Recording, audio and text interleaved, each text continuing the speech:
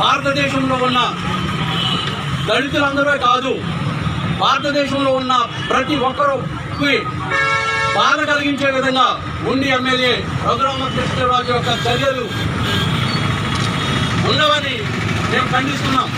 మరి ఈరోజు Bhimavaram bar association తరఫున భీమవరంలో ఉన్న దళిత న్యాయవాదులందరూ కూడా రఘురామకృష్ణరాజు చేసిన శ్రేయమైన చర్యకు నిరసనగా ఈవేళ అంబేద్కర్ యొక్క స్టాట్యూ దగ్గర నిరసన తెలియజేయడం అనేది జరుగుతున్నది.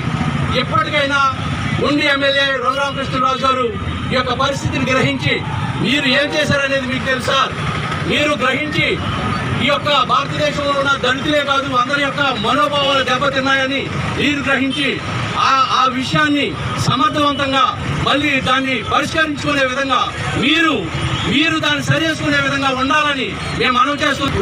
కొద్ది రోజుల క్రితం మీరు చేసిన ఏమైనా ఘటన అంటే అంబేద్కర్ ఫ్లెక్సీని కట్టిన గేడను ఊపి ఆ యొక్క ఫ్లెక్సీని చూపించడం అనేది జరిగింది. వాట్సాప్లో కానీ మీడియాలో కానీ ప్రజలందరూ చూశారు.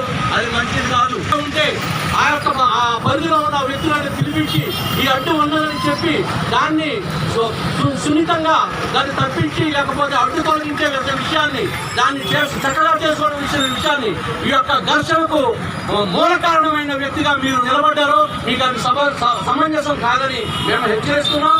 మీరు ఇప్పటికైనా ఆ యొక్క సమస్యలను పరిష్కరించే విధంగా ఈ యొక్క మనోభావాలు దెబ్బతిన్న వ్యక్తుల మనసును శాంతింపజేసే విధంగా మీరు చర్యలు తీసుకోవాలని మేము నిరసన ద్వారా తెలియపరుస్తున్నాం. దయచేసి చర్యలు తీసుకోండి.